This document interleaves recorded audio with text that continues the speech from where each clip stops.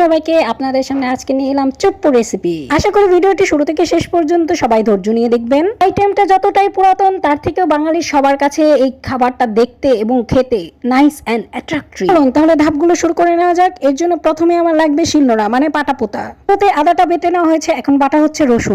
Tasty recipe করার জন্য শিলনোড়া বেটে রান্না করাটাই শ্রেয়। দিনটা ছিল ফ্রাইডে, তাই সে এসে আমাকে বললো, আচ্ছা আজকে আমি তোমাকে হেল্প করবো, তুমি আমাকে আজকে কষা মাংস রান্না করে দিবে। এই বলা সেই কাজ, সে রান্নাঘরে এসে শিলনোড়ায় বাটা ঘষা শুরু করে দিয়েছে। সেই আমাকে মূলত সবকিছু বাটা ঘষা করে দিচ্ছে, যেন এই কাজগুলো যেন আমি না করি। প্রেগনেন্সি এই টাইমটা খুবই সেন্সিটিভ, যার জন্য হচ্ছে ভারী কোনো কাজ করা আসলে ঠিক না, এবং যতটা সচেতন থাকা যায় ভারী এবং কষ্টদায়ক কাজগুলো অ্যাভয়েড করে আমি টুকটাক কাজে হেল্প করছিলাম। এদিকে সে জিরা বাটাগুলো ভালো করে বেটে নিচ্ছে। তো একটা কাজে সে ভয় পেয়ে সেটা আর বাটলো না, সেটা হচ্ছে কাঁচামরিচ। যাই কোনো ব্যাপার না, কাঁচামরিচগুলো কেটে কষা মাংসতে দিলেই হবে। গোলালুর খোসাগুলো ছাড়ানো কমপ্লিট, আর গোলালু ছাড়া কষা মাংস ভাবাই যায় না।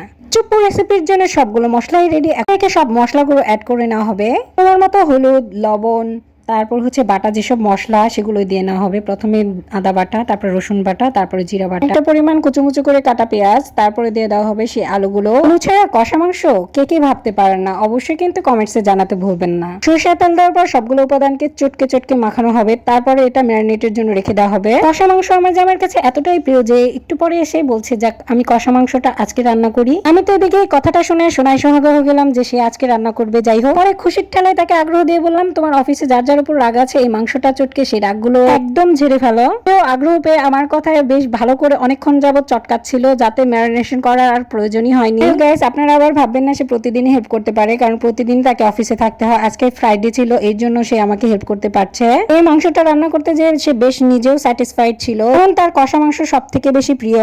পাশাপাশি প্রেগনেন্সির টাইমে তার ওয়াইফকে সে হেল্প করতে পারছে, এর জন্য সে বেশ খুশি। এটা মেয়েরই ইচ্ছা এবং শখ বলে কিছু কথা থাকে। মাঝে মধ্যে যদি তার জামাই এভাবে হেল্প করে তাহলে আর কি লাগে। মাংসটা ভাজা হতে থাক, ওদিকে একটু খাওয়া দাওয়া করে নেওয়া যায়। তার পাশাপাশি বউকে একটু পুষ্টিকর খাবার খাওয়াতে এই ফ্রুটস গুলো কেটে এনে বলছে খাও। রেসিপিটা রেডি হতে হতে আমরা এদিকে খেয়েও নিলাম দুজনে মিলে। একটু পরে গোসল করবো, তাই আমার যত সব ঢং গোসলের আগেই করে নেই। যে টুকটুকে ফলটি খাচ্ছিলাম আর সাথে সাথে মুজ বানিয়ে নিচ্ছিলাম, দেখলাম যে কেমন লাগে আমাকে দেখতে। লাইফ ইজ এভারগ্রিন, তাই সবসময় নিজেকে হাসি খুশি রাখতে হবে এবং নিজে ভালো থাকলে অন্যদেরও যত্ন করা যাবে। এখন অনেকেই বলতে পারেন বুড়ো বয়সের ঢং, বুড়ো হয়েছে তো কি হয়েছে, মনটা এখনো যে বাচ্চাই আছে।